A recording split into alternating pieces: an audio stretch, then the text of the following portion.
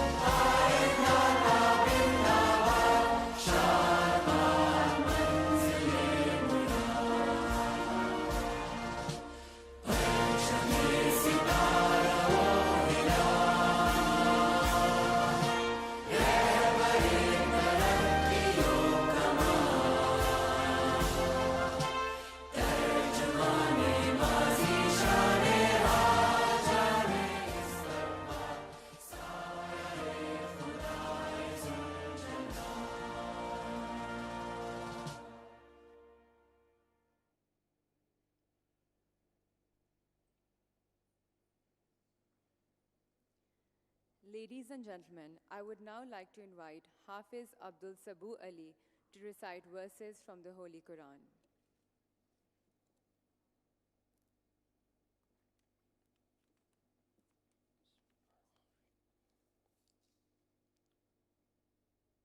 أعوذ بالله من الشيطان الرجيم بسم الله الرحمن الرحيم الله الذي خلق السماوات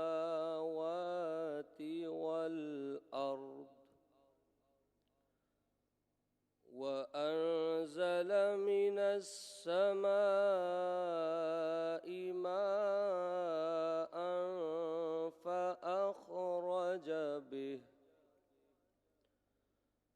فأخرج به من الثمرات رزقا لكم وسخر لكم الفلك لتجري في البحر بأمره وسخر لكم الأنهار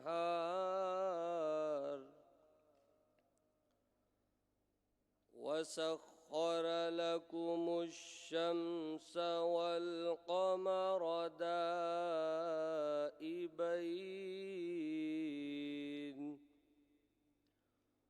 وسخر لكم الليل والنهار صدق اللہ العظیم۔ سورہ ابراہیم کی آیت نمبر 32 اور 33 کا ترجمہ۔ اللہ وہ ہے جس نے آسمانوں اور زمین کو پیدا فرمایا اور آسمان کی جانب سے پانی اتارا، پھر اس پانی کے ذریعے سے تمہارے رزق کے طور پر پھل پیدا کیے، اور اس نے تمہارے لیے کشتیوں کو مسخر کر دیا تاکہ اس کے حکم سے سمندر میں چلتی رہیں، اور اس نے تمہارے لیے دریاؤں کو بھی مسخر کر دیا، اور اس نے تمہارے لیے سورج اور چاند کو باقاعدہ ایک نظام کا مطیع بنا دیا جو ہمیشہ اپنے اپنے مدار میں گردش کرتے رہتے ہیں، اور تمہارے نظام حیات کے لیے رات اور دن کو بھی ایک نظام کے تابع کر دیا۔ جزاک اللہ۔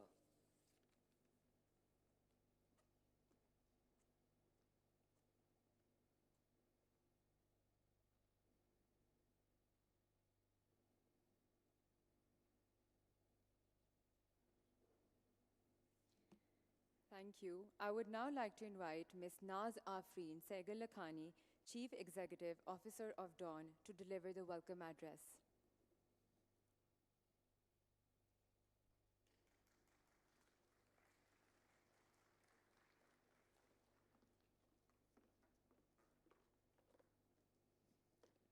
Bismillahirrahmanirrahim. Respected Senior Minister Punjab, Ms. Marriyum Aurangzeb, Minister for Climate Change, Senator Musadik Masood Malik, who I believe will be joining us online soon, United Nations Resident Coordinator, Mr. Mohamed Yahya, and our distinguished guests. Assalamu alaikum and a very good morning to all of you. On behalf of Dawn Media, it is an honor and my profound responsibility to welcome you all to Breathe Pakistan, the air we breathe, a critical gathering focused on one of the most urgent challenges of our time, air pollution. When we launched the Breathe Pakistan initiative earlier this year, our aim was to spark a national dialogue around climate resilience and environmental responsibility. At the first Breathe Pakistan International Climate Change Conference in February 2025, representatives from the government, the private sector, academia, and civil society came together to issue a charter for a climate-resilient Pakistan by 2047, laying the foundation for long-term commitment and collaboration. Today, the air we breathe builds on that momentum. As the country prepares to enter yet another smog season, this conference focuses on tangible, practical measures to reduce air pollution. From stronger policy enforcement and cleaner technologies to innovative financing and governance frameworks. Through initiatives like Dawn Media's Mycelium campaign, we are helping to weave a living network of collaboration, connecting policymakers, researchers, businesses, and citizens to ensure that these shared commitments evolve to real, actionable projects that make a measurable difference. I hope that today's discussions across policy, across law, finance, and diplomacy will inspire collective action and send a strong message that the health of our people and the future of Pakistan are not just policy points, but national priorities. Together, let us commit to cleaner skies, healthier communities, and a sustainable future for generations to come. Thank you and welcome.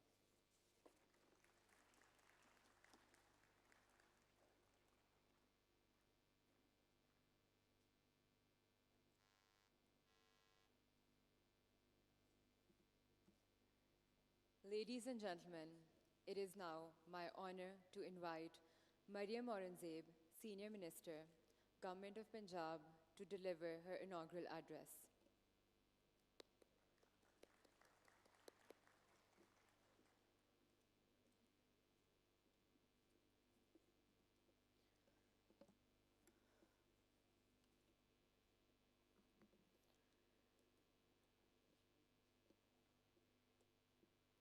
Bismillahirrahmanirrahim.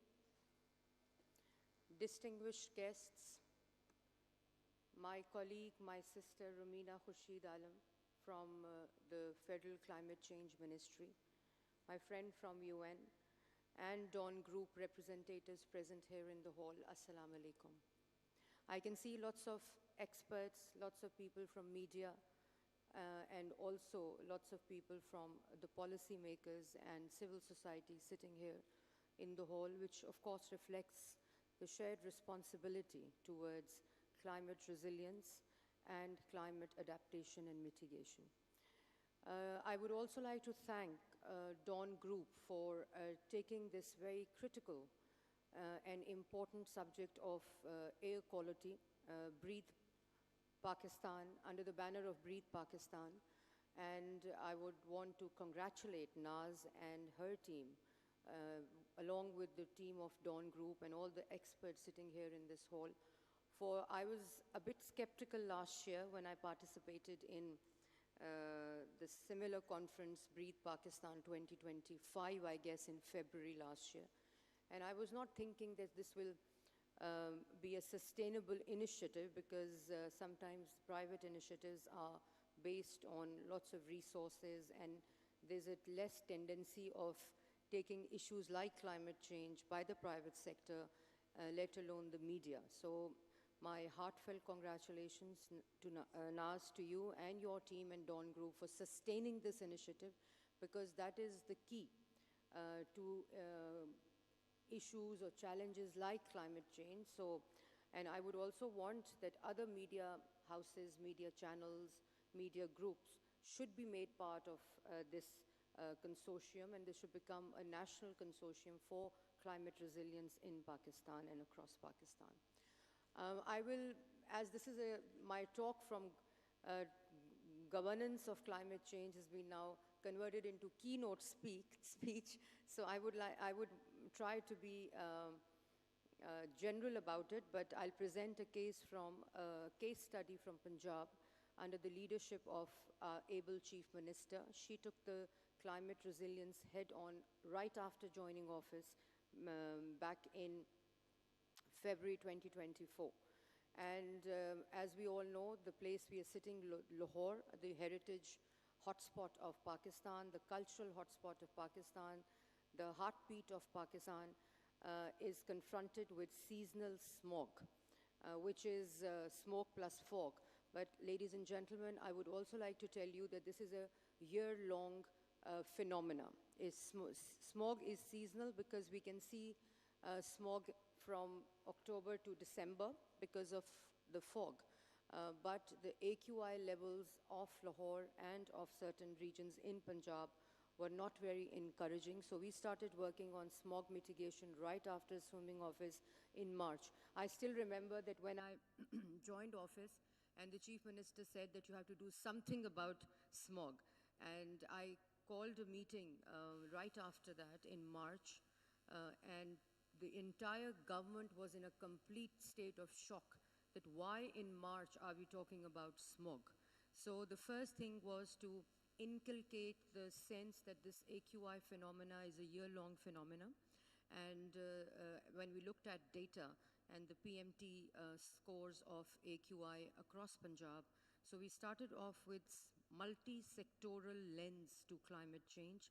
The first climate resilient vision was passed and launched by the Chief Minister, which had a complete time-bound action plan within that document of the vision. And similarly, we also launched our smog mitigation short-term, medium-term, and long-term plan that the Chief Minister had approved. And when I was addressing the Breathe Pakistan last year, we were in a state of starting different interventions, and I promised that we will be doing all these initiatives and interventions in the coming year. But alhamdulillah, when I speak about our interventions, the Punjab interventions, the provincial interventions in AQI, we've completed the entire legal framework. We've completed the entire technology database framework of Province Punjab. As we speak, we are now doing AI predictable modeling for first time ever forecasting of AQI levels across Punjab districts, because localization of this smog mitigation was very, very critical to the entire intervention. So as I was saying, that we took the multi-sectoral lens to smog mitigation, and these are the smog guns that we have just imported about 2 months back, and they are now on the streets and roads of Lahore. And what they do is, according to the preliminary research, they reduce PMT 2.5 and PMT 10 by around 25–30%. And if targeted operation, localized operation is carried out, it reduces it to about 45% of that targeted localization of PMT 2.5. So this is one intervention. And then we also now have, when we started off, we just had 2 non-functional AQI monitors across Punjab, which were also donated to us by JICA back in 2007. But now, alhamdulillah, for AQI monitoring, for predictable forecasting, AI predictable forecasting, we now have about 41 air monitors installed across Punjab, and we'll be finishing off with 100 monitors across Punjab by June 2026. So this is a breakthrough because we did not have data. We relied on international websites and substandard quality air monitors installed unregulated. We have also brought them into regulation. There's an entire revamp of legal, legislative, and administrative functions of the Environmental Protection Force. we had very, very limited and compromised monitoring force, which is Environmental Protection Force, but alhamdulillah, now we have state-of-the-art Environmental Protection Force, which is also sectoral. We have force for different sectors. We have squads for different sectors. We have hawk squads for different industrial sectors also. So it's complete multi-sectoral policy for the entire intervention. As I said, that this is seasonal, so huge work has been done, and funds and implementation has been allocated to stubble burning across Punjab, because we all know that stubble burning is a major contributor after, and when I say major, during the seasonal smog I'm talking about. So for that we did not have a single superseder that of course avoids the stubble burning for the farmers, but we did not have that. So we started off our program with subsidy program with 70%, 80% paid by the government and 20% paid by the farmer, and the cost of the one superseder was around 1.3 million, so we contributed about 800,000 and the rest was given by the farmer. So now when I speak, we have about 5,000 superseders working in smog-prone districts of division of Lahore and district Lahore also. And we now have a complete zoning of a stubble burning, mapping of the stubble burning zones. We have developed around 67 central zone stations that are monitoring stubble burning at the moment. So we invested, the Chief Minister has invested a lot in e-mechanization of agriculture machinery. So that also is helping in reducing the stubble burning across Punjab. Then also the institutional strengthening, we've completely, when we speak about climate resilience governance, we've completely revamped, restructured and reformed the Environmental Protection Department, the Climate Change Department in Punjab in terms of its HR, in terms of technology, in terms of data, and also in terms of implementing and monitoring. It's all centralized monitoring, all digital. Drone surveillance we've started for monitoring the industrial units across Punjab. The brick kiln is another major contributor in smog or AQI levels. So now, alhamdulillah, more than 11,000 brick kilns across Punjab are mapped, QR coded and monitored across Punjab. So that's also something that we celebrate at Environmental Protection, and they all are linked to the central monitoring system at Environmental Protection Monitoring Cell.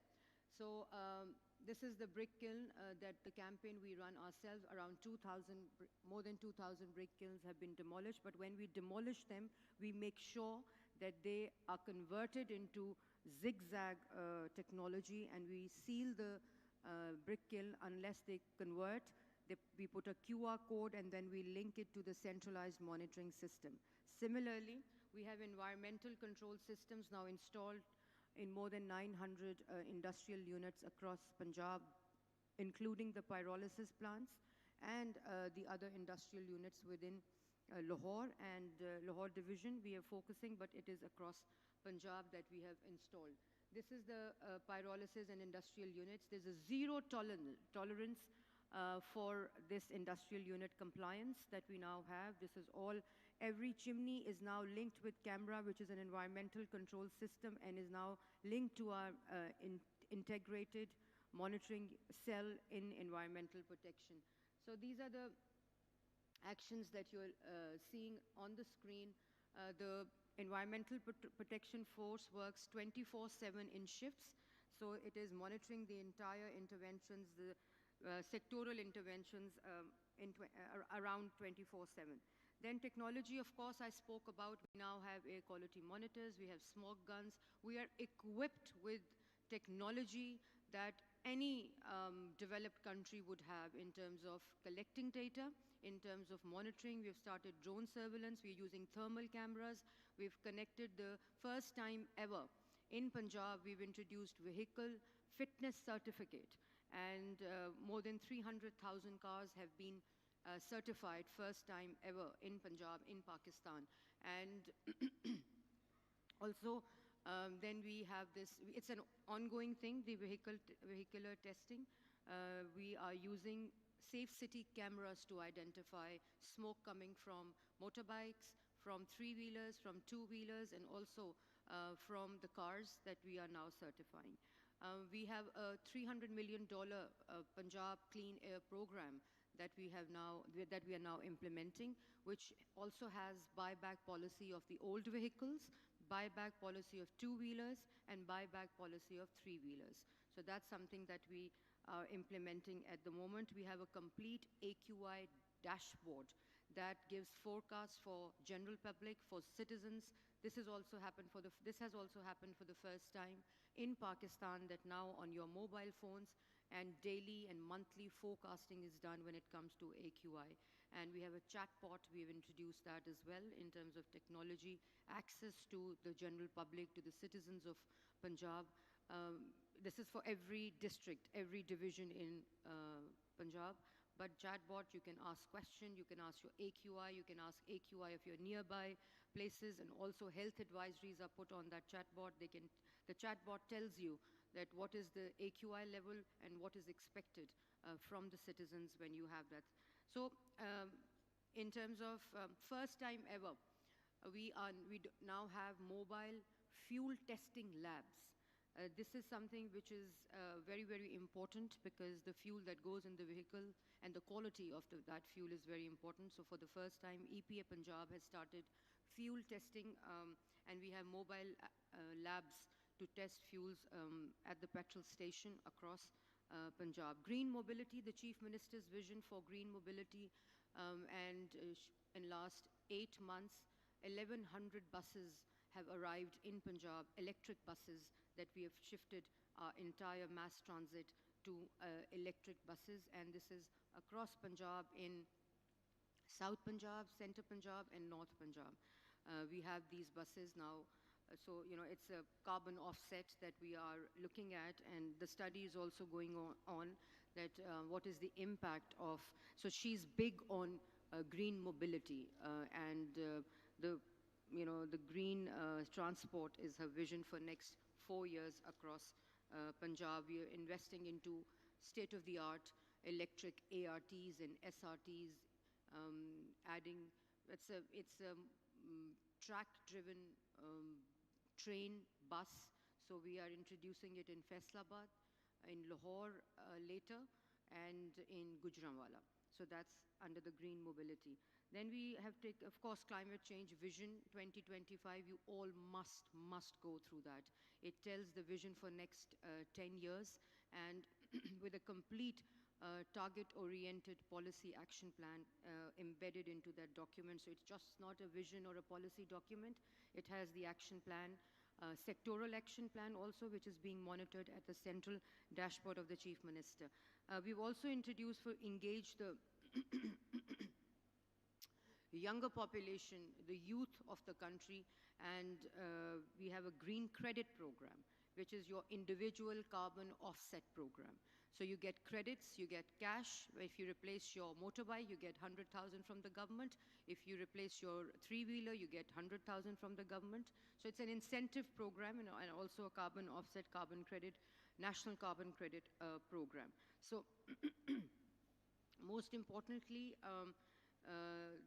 I've spoken about the vehicular fitness program.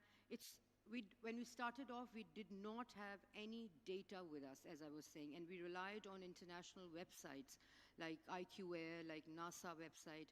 So these, the major seasonal contributor to high AQI levels in Lahore and now in Multan also.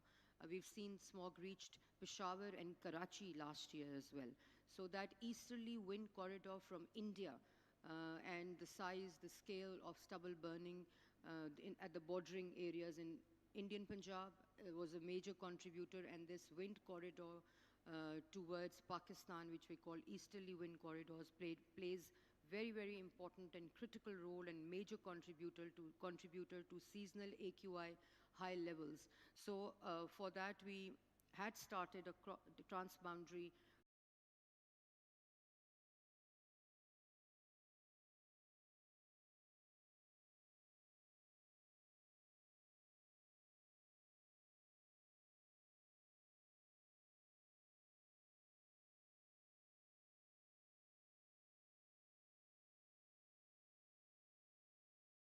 very important vehicle for awareness raising, that it's a consequence of what we do, how we act, and what are our choices as citizens, as nation. And of course, we can give policy, we can amend laws, we can make monitoring more IT-based, technology-based, and robust. But then at the end of the day, the responsibility is shared, and whatever we choose has consequence on the environment, on climate change, and of course climate resilience. We have seen in floods that recent floods, 3 rivers of Punjab in super flood, and we see that where we have done construction and where we have intervened and interjected the environment, the natural flows of river, we had seen lots of devastation and major devastation in those river plains and river beds. So the Chief Minister is, she's given direction, and we are working on how to rehabilitate and how to rehabilitate our irrigation infrastructures, and also how to rehabilitate our communities and shift them to the safer part of Punjab. So this is, I can keep talking about these interventions the entire day, but this is something, fugitive dust. Now when you're roaming around, and when you're going around Lahore, every construction site is EPA certified. That means we have sprinklers at every site across a construction site, because fugitive dust is a major, major contributor to seasonal AQI, and also to seasonal AQI levels, and also high levels around the year. Plastic. Plastic is something which the Chief Minister is overseeing herself. Zero plastic Punjab, plastic-free Punjab, plastic-less Punjab. We are working on for last 1.5 years. And the important thing is that around 380 tons of plastic we have confiscated. But the most important is now every plastic factory in Punjab is registered. They're engaged with us. They've declared their stock. And it's more, we've confiscated, of course, the supply side. But as I was saying, that it all depends our choice. So we've seen when we travel outside Pakistan, now when we ourselves go to Carrefour and other parts and other grocery stores, we take our own bag. But in Pakistan, we don't do that. And we take plastic bag. I mean, we buy things in plastic bags. So it all depends on our choice, our legacy that we leave. And the choices that we make today, of course, has an impact and consequence. So it's a huge awareness raising with the Say No to Plastic Bag from the citizens' perspective. And that's how we're trying to engage the stakeholders, engage the citizens and the public to reduce their plastic use. I've spoken about the stubble burning. So this is how and what we are doing. And what you're seeing in the video is the recycled plastic. The plastic that we confiscate is now being used in making furniture, is used in making classroom chairs for our public schools. We've just embarked on a waste-wise smart school program. I was in Japan about a month ago, and I was in Tokyo with the Chief Minister. So I looked around for something on the streets or the roads, any waste, anything. I was telling to Naz and Shakil Sahab when they visited me. So I asked my embassy person that, the streets are so clean.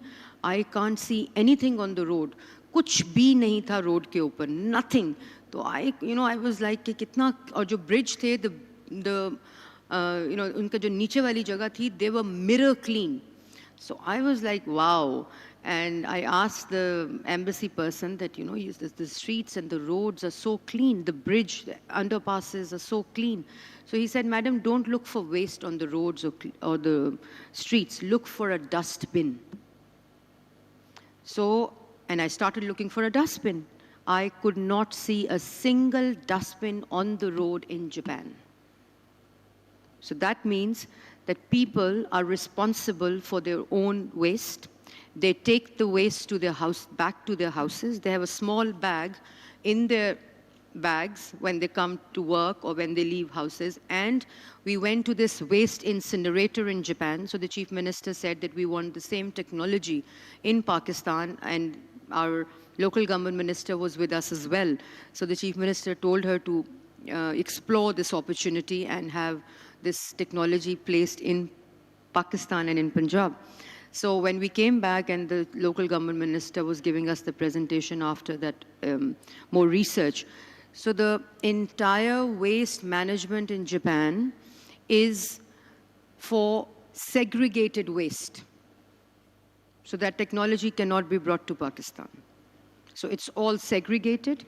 So people at home, they segregate the waste, and the collectors, of course, come and collect the segregated waste. So now we are going to China for that technology and waste incinerators. So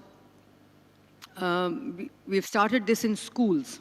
We thought schools would be the right place to start this and embedding it into our curriculum. So we have now started it, and after the 30th of October, I think, after the 30th of October, the schools have to keep 5 recycle bin at school mandatory, and otherwise they'll be fined, and of course other things, but so far, and in all public schools. So these, the waste and the plastic that we have confiscated is now being used to make those dustbins for public schools, and the private schools, of course, will have these on their own. So this is how we are changing or reshaping the climate resilient landscape across Punjab. Lots to tell you, and lots of interventions that we are doing. But we again, in Japan, the roads are cleaned at 4 a.m. in the morning. And the entire day, then the citizens keep the roads clean. There's no expectation from the government to clean the road after 4 a.m.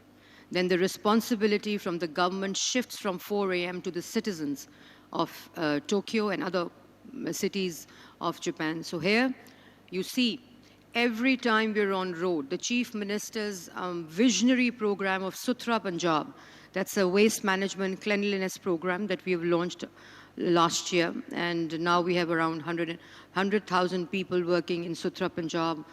35 billion machinery we've invested. But when you go on the road, of course you see clean Lahore, clean Punjab.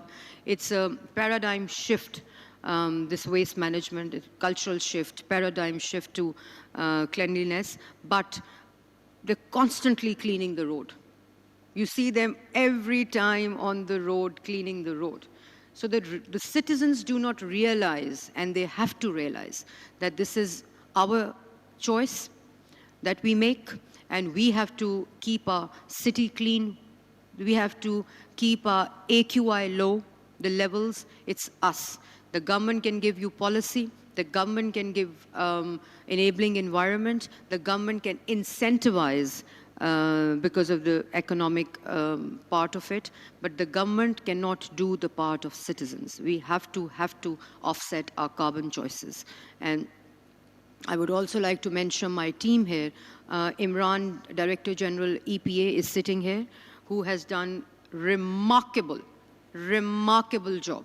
And when I was posting him at Environmental Protection Agency, because in past, whoever was posted as Climate Change Secretary or DG EPA was considered to be, that they've not done well in other departments, and that's why they've been moved to a department like Climate Change, Environment, or EPF for that matter, and they've been penalized for not doing well. And he came to me for interview, and I said, I'm appointing you here because we had just joined government. And he was also slightly skeptical that what will happen. But now when I told him when I wanted to shift him to some other role, he said, no, I'm working as DG Environment Protection Agency, and I'll keep working at that position. So Imran, if you can just stand up. So he's a star of our team. The work that we show on the screens, the work that we show, and then, of course, that we represent and we showcase is all done by the team of environmental protection. I would also like to mention here the previous secretary. He's now joined as Commissioner Faisalabad, and he also, Jahangir Saab, he's friend of media also, And he's also done a remarkable work at climate change, which is now being carried forward by Secretary Silvat, who's here with me, a remarkable source again. She's working very hard, and she's introduced lots and lots of programs for carbon offset with schools, with policymakers, with stakeholders, because of course we've entered into smog season already. We're in smog seasons, but alhamdulillah, because of the weather conditions.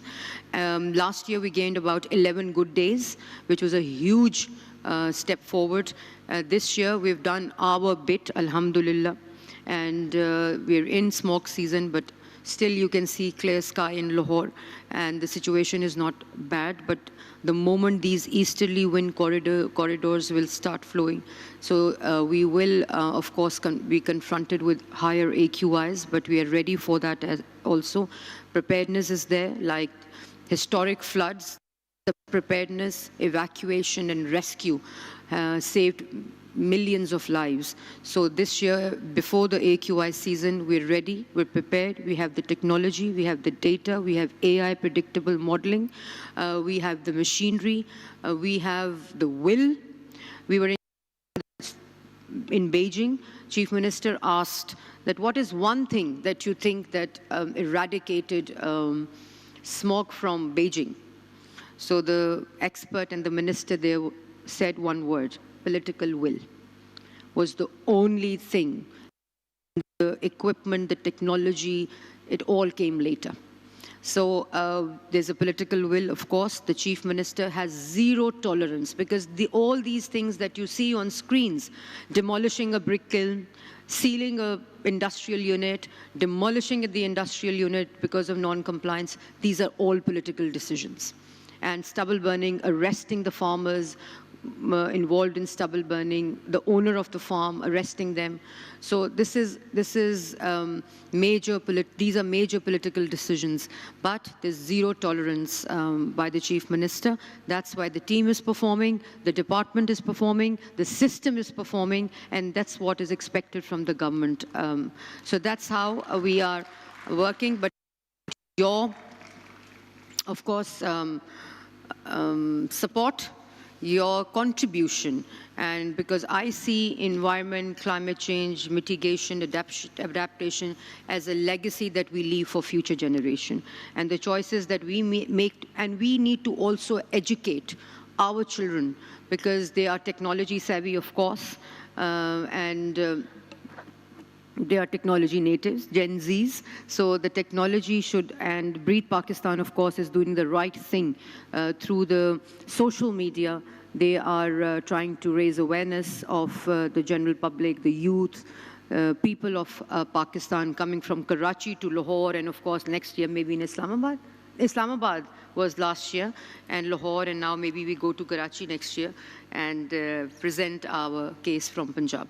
So ladies and gentlemen, I apologize for a long talk, but as I say, we all need to invest our time, our focus on subject like these, because it affects each one of us every day, every minute, every second.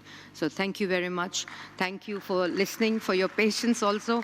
And I would like to, in the end, thank Dawn Group again for taking this up. And we will, of course, be active partners along this journey with you. Thank you so much.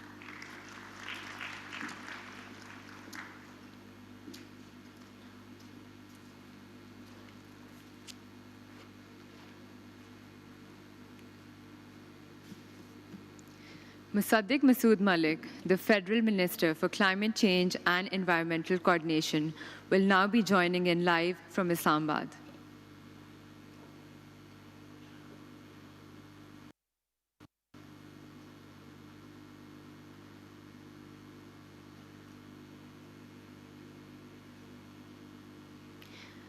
We will be starting shortly. Thank you for bearing with us.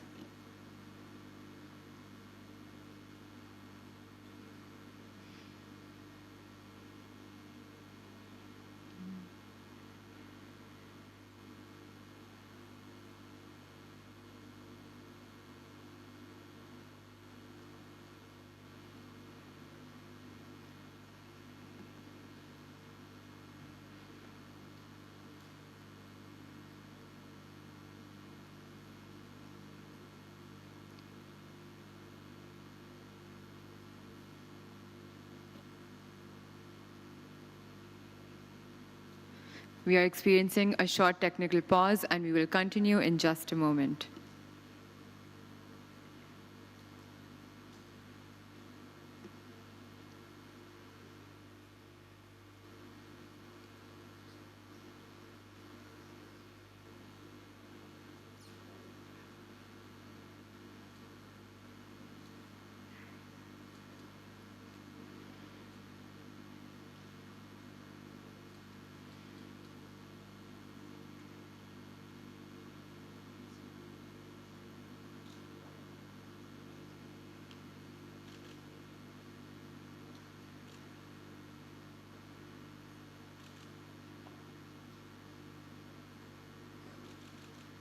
Ladies and gentlemen, we appreciate your patience as we prepare for the next session.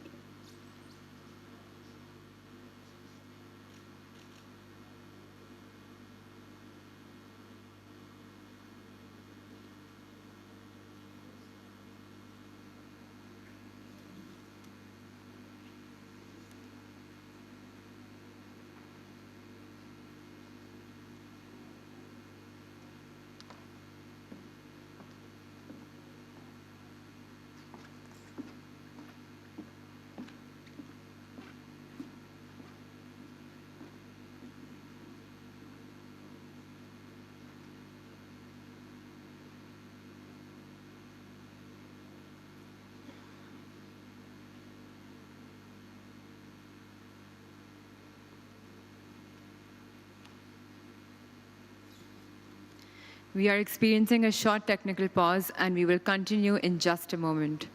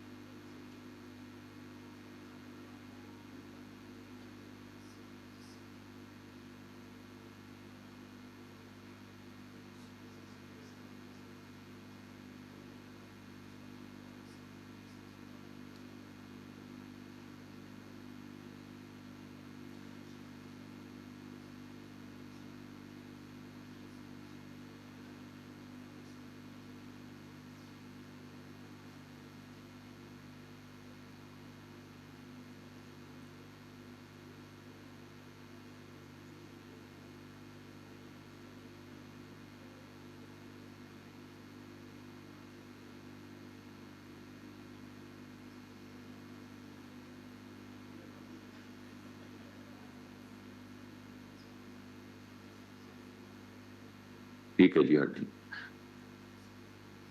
Bismillahirrahmanirrahim. First of all, I'm terribly sorry. आपको मालूम है कुछ special circumstances हैं जिसकी वजह से मैं यहाँ पर पहुँच नहीं सका लाहौर में। उसके लिए मैं बहुत माजरत खा हूँ। मेरी बड़ी ख्वाहिश थी कि मैं खुद आप सबके पास हाजिर होता और आपके साथ बैठता और पोल्यूशन और ये तमाम एनवायरमेंटल हैजर्ड्स जो हमारी मुल्क की सालमियत के लिए भी बहुत ज़रूरी हैं और हमारी तरक्की के रास्ते में भी एक मुसीबत की तरह हायल हैं, इनका हम मिलजुल के कोई ना कोई तरीक़ाकार तय करते, लेकिन माय लॉस मैं आपके पास हाजिर नहीं हो सका।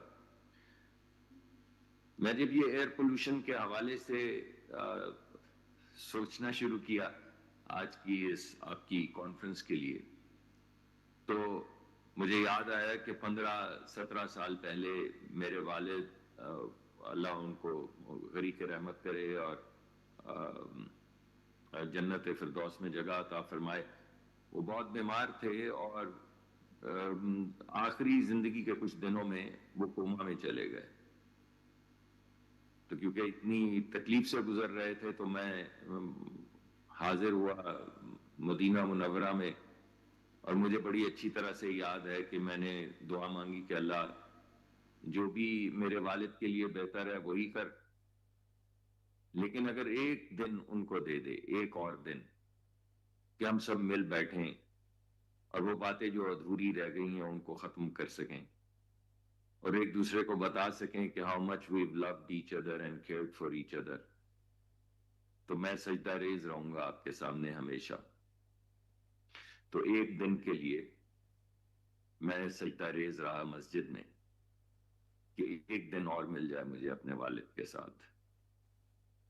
تو جب میں سوچتا ہوں کہ ہر لاہور میں رہنے والا یا لاہور کے گرد و نواح میں رہنے والا، ان کے بزرگ جو ہیں، ان کے چاہنے والے جو ہیں، ان کی زندگی کے 5 سے 8 سال جو ہیں اس موت کی نظر ہو جاتے ہیں، تو میں سوچتا ہوں کہ غالباً ہم اس کو ایسوشیٹ نہیں کرتے اس دکھ کے ساتھ، اس درد کے ساتھ، یا اس مورٹیلٹی کے ساتھ جو اس موت کی وجہ سے یا ایئر پولوشن کی وجہ سے ہمارے سامنے آتی ہے.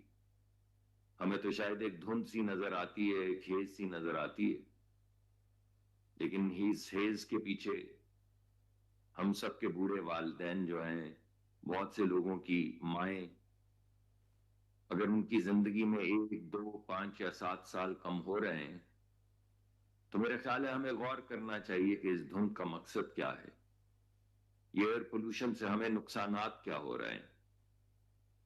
اور شاید اگر اس پولوشن کو دیکھنے کے بجائے اس پولوشن کے پیچھے چھپے ہوئے بزرگوں کے چہرے ہمیں نظر آئیں جن کی زندگی میں 5، 7 سال کم ہو جاتے ہیں، تو شاید ہمارے ایکشن میں زیادہ شدت آ جائے، ہماری انٹرونشنز بھی بہتر ہو جائیں. کچھ اندازے میں پڑھ رہا تھا تو صرف پاکستان میں 1,30,000 کے قریب، مور اسپیسیفکلی 1,28,000 کے قریب اموات ہوتی ہیں پری میچور اپنے وقت سے پہلے، تقریباً ہر سال. اور جب میں کہتا ہوں اپنے وقت سے پہلے تو میں آپ کو بتا رہا ہوں کہ کچھ جو رپورٹس میں نے دیکھی ہیں اس میں زندگی کے 5 سے 8 سال گھٹ جاتے ہیں. تو آپ سوچئے، اپنے بچوں کو دیکھیے، اپنے والدین کو دیکھیے، تو آپ کو شاید اندازہ ہوگا کہ یہ کتنا بڑا مسئلہ ہے جسے ہم حل کرنے کی کوشش کر رہے ہیں. تقریباً 40% بچے جو اسموگ میں رہتے ہیں اور اسکولوں میں جاتے ہیں یا باہر گلیوں میں جاتے ہیں، یہ کھیلنے کے لیے نکلتے ہیں، ان کی بریدنگ کیپیسٹی، کیونکہ آج آپ برید کے نام سے کانفرنس بھی کر رہے ہیں جس کے لیے میں شکر گزار ہوں اور میں شکریہ ادا کروں گا اس کے آخر میں، تو تقریباً 40% بچے جو ہیں ان کی لنگس کی کیپیسٹی اور لنگس کی فنکشننگ جو ہے وہ کمپرومائز ہو جاتی. تو میرا خیال ہے یہ اسموگ نہیں ہے، اس کو موت کے زاویے سے بھی دیکھیں، اور صرف موت نہیں ہے، اس کو محبت کی نظروں سے دیکھیں. اور جب آپ اس دھند کی طرف دیکھیں تو اس کے پیچھے چھپے ہوئے چہرے جو بزرگوں کے ہیں یا بچوں کے ہیں، اگر وہ ہمیں نظر آنے شروع ہو جائیں تو میرے خیال میں ان معاملات کا حل ہم زیادہ تیزی سے کریں گے. اس کا انسانی نقصان تو جو ہے وہ ہے، لیکن آپ کو یہ معلوم ہے کہ میں اس وقت اسلام آباد میں ہوں، سٹک ہوں، معافی چاہتا ہوں، پہنچ نہیں سکا، مگر آج تو بہت سی وجوہات ہیں جن کی وجہ سے میں نہیں پہنچ سکا، لیکن بلا وجہ تقریباً 3 مہینے اسلام آباد سے لاہور میں نہیں پہنچ پاتا. دھند ہوتی ہے، راستے بند ہو جاتے ہیں، ڈھیرا کے اوپر لائنیں لگی ہوتی ہیں، اس سے آگے ہم جا نہیں سکتے. تو آپ سوچئے کہ ہماری معیشت اور ہماری معاشی ترقی جو ہے اس کو کتنا نقصان پہنچتا ہے. اگر میں آپ سے کہوں کہ جن علاقوں میں یہ دھند ہوتی ہے، جن علاقوں میں ایئر پولوشن ہوتی ہے، اگر میں آپ کو یہ کہوں کہ 5% رفلی وہاں پہ جی ڈی پی، اس علاقائی جی ڈی پی جو ہے وہ کمپرومائز ہو جاتی، تو شاید ہمیں سمجھ نہ آئے. لیکن اگر آپ کو ایک مزدور کے زاویے سے آپ اس کو دیکھیں جو صبح باہر نکلے اور تمام کاروبار کی شدت میں کمی آنے کی وجہ سے اس کو اس دن کی نوکری نہ ملے یا اس دن کی مزدوری نہ ملے، تو وہ کس دکھ درد کا سامنا کرتا ہے. تو آپ کو اندازہ ہوگا کہ یہ جی ڈی پی جسے ہم کہتے ہیں یا معاشی ترقی کہتے ہیں یا معیشت کہتے ہیں، اس کے پیچھے بھی مزدور، کسان، غریب لوگ ہیں جو سب سے زیادہ ولنریبل ہیں. اور جب ہم یہ کہتے ہیں کہ ان علاقوں کے اندر 5% یا 7% جی ڈی پی میں کمی آتی ہے، آپ خود ہی اندازہ لگا لیں کہ اگر ایک سال میں 3 مہینے آپ ٹریول نہیں کر سکتے دھند کی وجہ سے، تو وہ 3 مہینے کا جو ڈیلے ہے، اگر اس میں اکنامک ایکٹیویٹی 20-25% بھی کم ہو جاتی ہے تو ہر 1% کے پیچھے کوئی نہ کوئی غریب آدمی تو ہے جسے مزدوری نہیں ملتی، جو بچوں کے لیے کھانا نہیں لے جا سکتا۔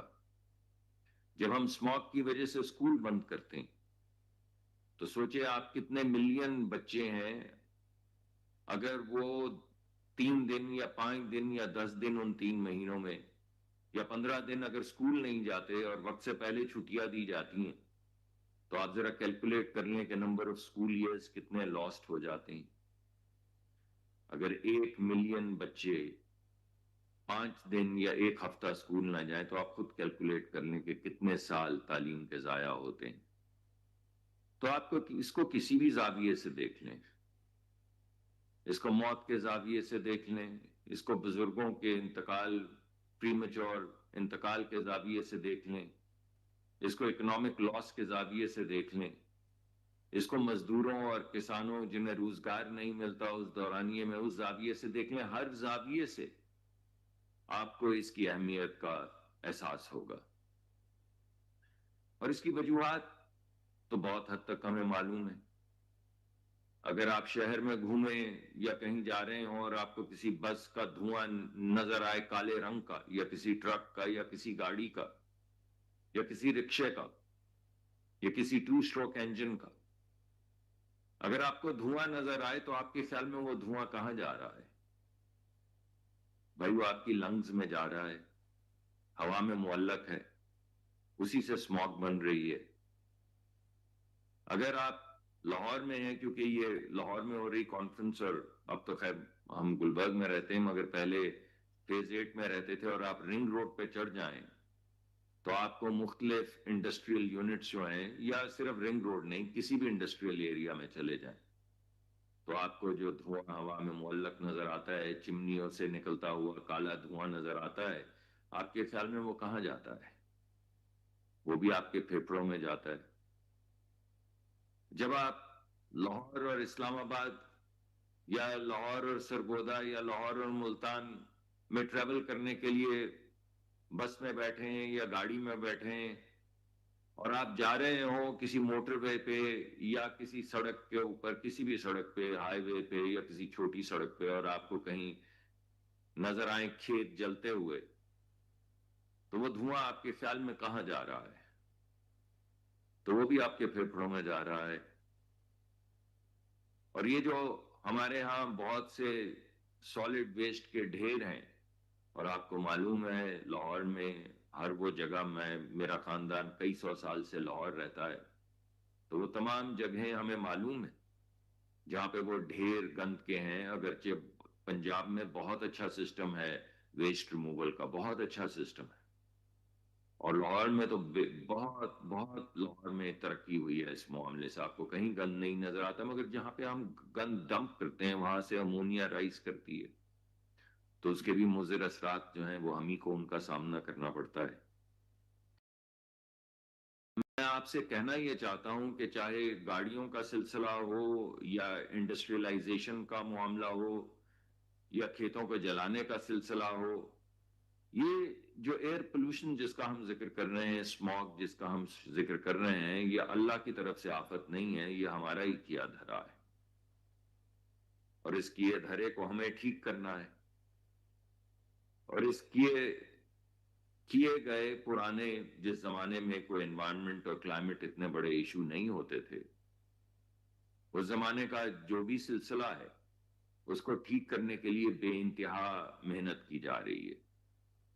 اب میں مختلف قوانین اور مختلف پالیسیز کا ذکر تو آپ کے سامنے نہیں کروں گا، آپ بور ہوں گے کہ اچھا ہم نے یہ والا ایئر پولوشن ایکٹ بنا دیا اور یہ والا قانون بنا دیا، اور پنجاب میں ہم نے یہ کیا، اور لاہور میں ہم نے یہ کیا، اور وفاقی سطح پہ یہ کیا، اور اس میں دیگر صوبے جو ہیں، سندھ بہت اچھا کام کر رہا ہے، بلوچستان میں بھی کام ہو رہا ہے، خیبر پختونخوا میں بھی کام ہو رہا ہے، لیکن کیونکہ اس وقت آپ کانفرنس لاہور میں کر رہے ہیں، تو میں اس حوالے سے آپ سب کو یہ بتانا چاہتا ہوں کہ وفاقی سطح پہ بھی اور بالخصوص پنجاب کی سطح پہ بہت شاندار کام ہو رہا ہے.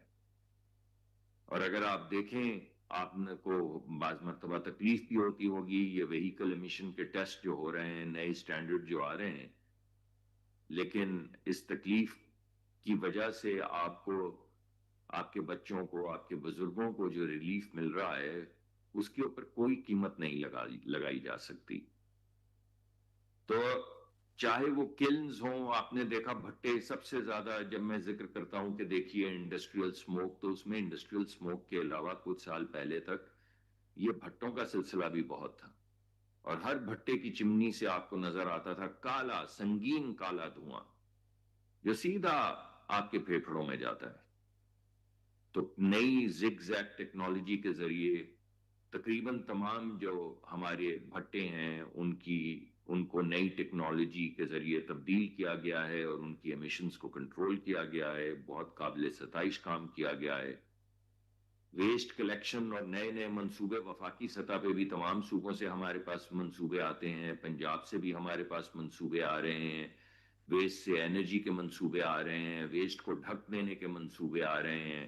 کلین ڈرنکنگ واٹر کے منصوبے آ رہے ہیں. تو یہ تمام منصوبے جو ہیں یہ انوائرمنٹ کو بڑھانے انوائرمنٹ کو بہتر کرنے کے منصوبے ہیں جن کے ذریعے ہماری کوالٹی آف لائف بھی بہتر ہوگی اور ہماری زندگی اور ہمارے بزرگوں کی زندگی کو بھی طوالت ملے گی. آپ نے دیکھا ہے کہ کس طرح اینٹی اسموگ اسکواڈز بنائے گئے ہیں. تقریباً اب میرے پاس تو نمبر نہیں ہے اگر میری بہن اور ہماری لیڈر مریم اورنگزیب صاحبہ تشریف لائی ہیں تو آپ کو وہ بتائیں گی کہ کتنے زبردست منصوبے وزیر اعلیٰ مریم نواز صاحبہ کی قیادت میں بنائے گئے ہیں. چاہے وہ ای موبلٹی کے ہوں اب مجھے نمبر تو یاد نہیں مگر غالباً 8 سے 10 ہزار تو بائکس جو ہیں وہ تقسیم ہو چکی ہیں. ای بائکس جو ہیں تقریباً 600 کے قریب یا 500 کے قریب ای بسز جو ہیں وہ سڑکوں پہ آ چکی ہیں یا آنے والی ہیں. میں معافی چاہتا ہوں اگر کوئی نمبر میں اوپر نیچے ہو گیا مگر نمبرز آپ کو ہماری لیڈرشپ پنجاب کی جو ہے وہ اسپیسیفک نمبرز آپ کے سامنے پیش کرے گی. لیکن یہ تو سب جانتے کہ ہماری ای بائکس جو ہیں اور اس میں بھی جو خصوصی توجہ خواتین کو دی جا رہی ہے ہماری لیڈر مریم نواز صاحبہ کی قیادت میں وہ بہت قابل ستائش ہے. اسی طرح ای بسز کا سلسلہ ہے. اینٹی اسموگ گنز جو ہیں وہ لگائی جا رہی ہیں تاکہ ان سپریز کے ذریعے جو گرد ہے اس کو بٹھایا جا سکے تاکہ ہمارے وہ گرد زمین پہ بیٹھے اور صاف کی جا سکے بجائے اس کے کہ وہ ہوا میں معلق رہے اور ہماری صحت کے لیے مضر ثابت ہو. اسی طرح کراپ برننگ کے لیے جو سپر سیڈرز ہیں وہ پرووائڈ کیے جا رہے ہیں. نمبرز دوبارہ میرے جی میں تو ہے کہ میں آپ کو کہوں کہ 5-7 ہزار سپر سیڈرز دے دیے گئے ہیں مگر میں دوبارہ سے کہوں گا کہ آپ تھوڑی تحقیق زیادہ نمبرز جو ہیں انہیں دیکھ لیجئے.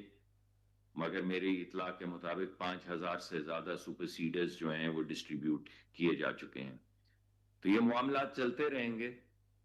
ہم فیول کے ہائی سٹینڈرڈز لاتے رہیں گے. ایک پالیسی ہم نے بنائی ہے اپنی جو پرانی ہماری ریفائنریز ہیں ان کو اپ گریڈ کرنے کی تاکہ وہ مضر صحت جو تیل بنتا ہے اس کو دنیا کے بہترین سٹینڈرڈز پہ لے کر آئیں. وہ پالیسی آ چکی ہے. اس کے انسینٹیوز دیے جا چکے ہیں. کچھ کمپنیاں اس پہ بہت زیادہ کام کر رہی ہیں. اسی طرح ایمیشن کنٹرول کے اوپر بہت کام کیا جا رہا ہے اور جو ای بائکس ہیں اور ای بسز ہیں اور اینٹی اسموگ گنز ہیں اور اینٹی اسموگ اسکواڈز ہیں اور انڈسٹریل جو سٹینڈرڈز نئے ان کا اطلاق کیا جا رہا ہے اور زگ زیگ ٹیکنالوجی کے ذریعے یہ جو تمام معاملات میں نے آپ کے سامنے رکھے ہیں انشاءاللہ یہ ہماری انوائرمنٹ کو کلین کریں گے. اور دیکھیں ہم دنیا میں کچھ اکیلے نہیں ہیں جنہوں نے یہ کام کیا ہے. آپ کو یاد ہوگا آج سے کوئی 10 سال یا 15 سال پہلے جب موسٹ پولوٹیڈ سٹیز کا ذکر کیا جاتا تھا تو نہ نام لاہور کا آتا تھا نہ نام دلی کا آتا تھا. نام آتا تھا بیجنگ اور شنگھائی کا. اور اب بیجنگ اور شنگھائی جو ہیں یہ پوری دنیا کی تقریباً 60 سے 75% سولر ٹیکنالوجی فراہم کر رہے ہیں. نہ صرف انہوں نے اپنے شہر دوبارہ سے آباد کر دیے بلکہ انہوں نے اس مصیبت جس کا ان کو سامنا تھا اس کو بروئے کار لاتے ہوئے جو ٹیکنالوجیز وہ لے کر آئے اس کے ذریعے انہوں نے پوری دنیا میں ایک سولر ریولوشن جو ہے اسے لیڈ کیا. اور اس وقت دنیا کے سب سے بڑا ایکسپورٹر جو سولر ٹیکنالوجی کا ہے وہ چائنا ہے.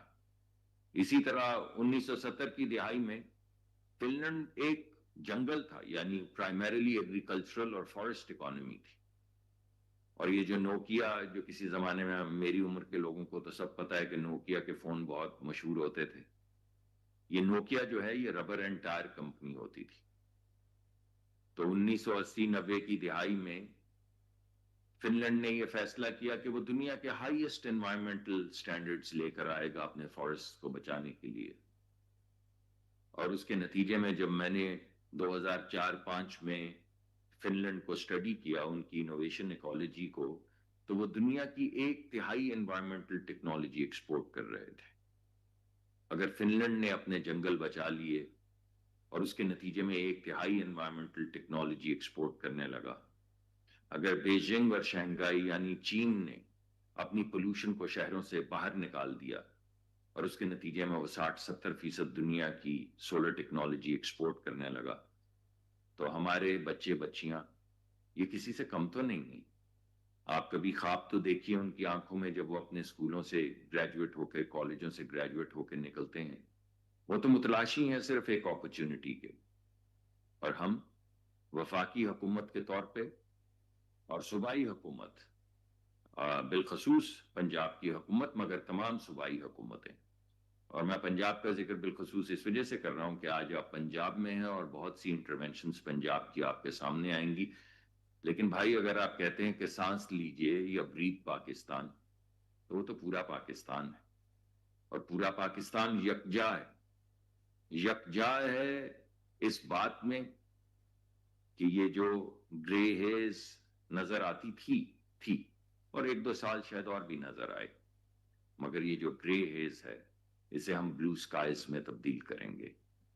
اور نہ صرف ان بلو سکائز کی وجہ سے, یہ بلو سکائز نہ صرف ہماری صحت کا ضامن ہوں گے, نہ صرف ہمارے ماں باپ کی, بزرگوں کی لانجیوٹی کا باعث بنیں گے, بلکہ ایک ٹریمنڈس نئی اپرچونٹی کریٹ کریں گے ان بچے اور بچیوں کے لیے جو اب کالجوں اور سکولوں سے نکل رہے ہیں, جو ہمارا مستقبل ہیں, اس ملک کا مستقبل ہیں. ان کے لیے ایک اپرچونٹی کریٹ کریں گے کہ وہ نئی ٹیکنالوجیز لے کر آئیں, نئے بزنس ماڈلز لے کر آئیں, انوائرمنٹ سے ڈیل کرنے کے نئے پروگرام لے کر آئیں. اور میں آپ کو یقین دلاتا ہوں کہ وفاقی حکومت اور صوبائی حکومتیں تمام, بالخصوص پنجاب, اس تمام ریولوشن کے پیچھے کھڑی ہوں گی. سو ونس اگین میں ایک تو ڈان گروپ کا شکریہ ادا کرنا چاہتا ہوں کہ وہ لیڈرشپ دکھا رہے ہیں اس معاملے میں, اور پورے ملک کے اندر مختلف جگہوں پہ جا کے اپنے رائٹرز کے ذریعے, اپنے اخبار کے ذریعے, اپنے ڈیجیٹل پلیٹ فارمز کے ذریعے, صوبائی حکومتوں کو مضبوط کرنے کے ذریعے, وفاقی حکومت کے ساتھ مل کے کام کرنے کے ذریعے, بین الاقوامی اداروں کو اکٹھا کرنے کے ذریعے ایک بہت بڑا قومی فریضہ جو ہے اسے سر انجام دے رہے ہیں, اور ہم اس کے لیے ان کے بڑے شکر گزار ہیں. میں یہ سمجھتا ہوں, ہم یہ سمجھتے ہیں کہ یہ معاملہ سانس لینے کا صرف نہیں ہے, یہ معاملہ ایئر پولوشن کا صرف نہیں ہے, یہ معاملہ جسٹس کا ہے, انصاف کا ہے. کیوں لوگ زندگی سے پہلے, مقررہ وقت سے پہلے اپنی جان سے ہاتھ دھو بیٹھے؟ کیوں ایسا ہو کہ غریب لوگ جنہیں روٹی کمانے کے لیے باہر نکلنا پڑتا ہے, وہ لوگوں کا دھواں, ان کی موٹر گاڑیوں کا دھواں سونگھیں اور اپنی زندگی کو برباد کریں؟ تو یہ معاملہ صرف پولوشن کا نہیں ہے, یہ معاملہ جسٹس کا ہے, انصاف کا ہے, موریلٹی کا ہے, اور ہم سب ایک آہنی دیوار بن کے اس کے سامنے کھڑے ہوں گے اور انشاءاللہ چند سالوں میں اس مسئلے کو حل کریں گے. آپ کی توجہ کا بہت بہت شکریہ, اور میں دوبارہ سے معذرت چاہتا ہوں کہ میں آپ کے پاس خود حاضر نہیں ہو سکا.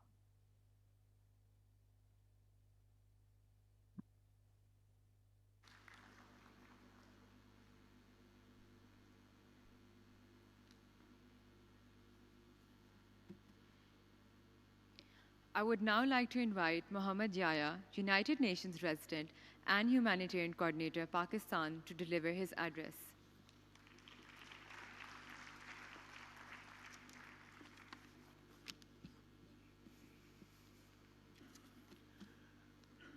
I was just calling you the technocratic minister, senior minister of Punjab, Naz, CEO of Dawn, my colleague, head of WHO, Romina, my sister who's here, always supporting the climate change agenda. Good morning, distinguished ladies and gentlemen. We're here today to discuss our very first contract, the one we signed with our first gasp, and which continues 12 times every minute, every day, until the last one we have. It is our most intimate and non-negotiable relationship with our world. We're here to talk about air and the air we breathe. It's not an abstract concept, but a fabric of life itself. The substance that fuels our cells, fills our lungs, and fuels our dreams. But what happens when that very substance turns against us? When the air we breathe becomes a slow-acting poison. The science is clear. The verdict is delivered in the numbers that should shake us all. 99% of us in this room and 99% of humanity now, according to WHO, breathe air that is unsafe. Let that number be something that galvanizes us. This is not a distant threat, it's a global siege. About 7 million people lose their lives every year because of the air they breathe.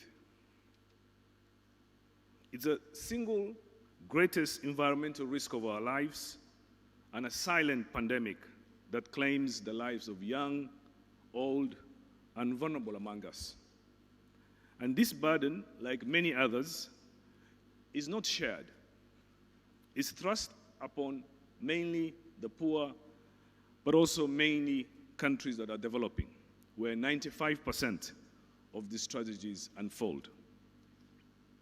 But the cost is just not human cost, it's also economic. The figures are about $6 trillion annually, that about 5% of the entire global GDP that is lost because of pollution. There is no better and more heartbreaking place to discuss this issue. I want to congratulate the Dawn Group than here in Lahore, where you've heard from the senior minister. Last year, a thick and a toxic cloud descended upon UNESCO's recognized wonders that are in Lahore. And about 13 million people were sentenced to breathe an ever-worsening haze. Last winter, the stain was so profound here in Lahore that it was visible from the space, a glaring testament of what needs to be done and the dangers we face. The smog is our creation.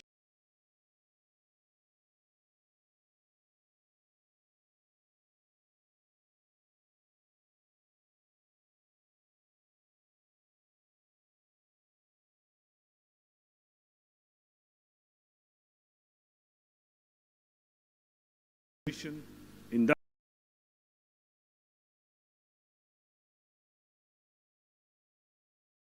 as I stand here today, we expect, but I must congratulate the minister and the government of Punjab for all the action that you are taking.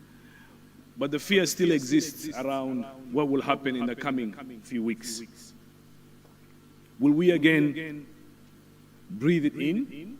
Will we again test, feel, and create the fear across this city and many parts of Pakistan? and forcing schools to be closed, communities to stay in, or will we start to see some change? And again, I want to congratulate the minister and the team here. And Imran, I think the task is on you. The burden is high, I understand, but action must be taken. This is not an environmental issue alone. According to our Secretary General, it is a global emergency. But the important message that I want to share today, and the most important thing is it's preventable.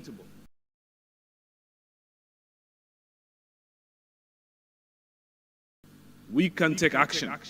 We can change. This is not a sentence that we cannot reverse. The solution is within our grasp. Air pollution and climate crisis are two heads of the same beast. You can't talk about air pollution without talking the entire climate crisis issue. And the same pollutants that choke our lungs also hit our planet. By dealing with one, we're able to deal with both. Therefore, the demand is an integrated approach, bold policies, strong environmental enforcement, and I again was just talking to the minister on the sideline here, and there's already creative ideas on how to create disincentive for people to pollute. Public alert systems and other ideas are on the table, and hopefully it's something we will see happen in Lahore, but also many parts of Pakistan. When governments formulate their national climate plans, I'm so glad we have Romina here. I think integrating the issue of air quality will be a critical one.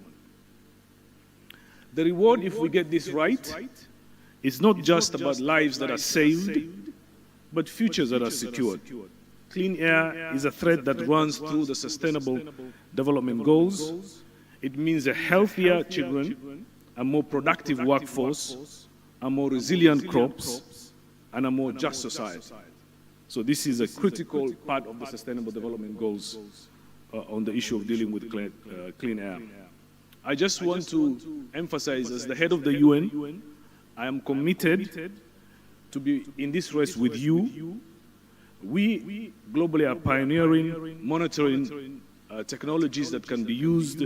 We're forging global coalitions, such as the Climate and Clean Air Coalition, and uniting under common framework for pollution-free planet. And I'm so glad the head of WHO is here, and he will be engaging with all of you in the coming hours and during the conference to give you some concrete ideas of the thinking from our lead agencies on the issues of air pollution. But this task, as the senior minister pointed out, it's not only a government or international agency task.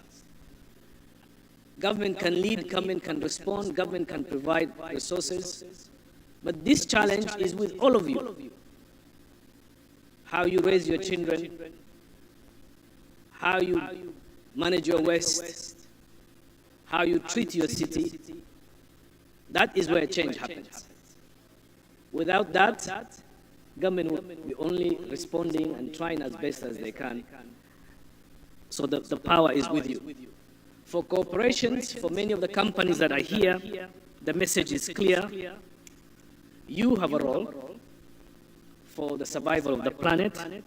For civil society colleagues who are here, your voice is important. You must hold everybody in power to account to make sure this issue is dealt with. For every individual, your voice, your vote, and your choices matter.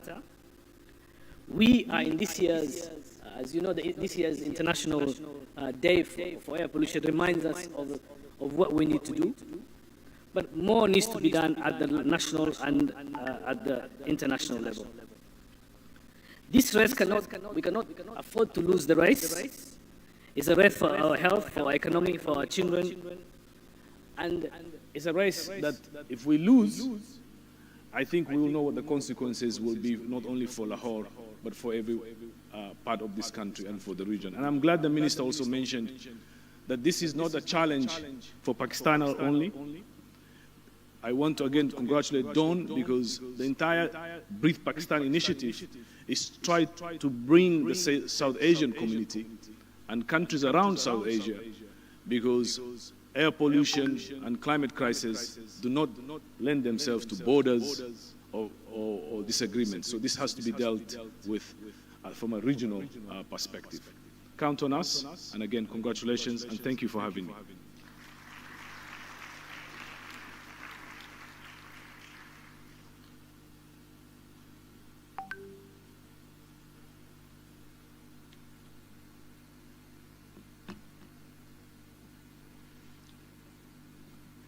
Thank you to Ms. Marriyum Aurangzeb, Senior Minister, Government of Punjab, Senator Musadik Masood Malik, Federal Minister for Climate Change and Environmental Coordination, and Mr. Mohamed Yahya, United Nations Resident and Humanitarian Coordinator, Pakistan.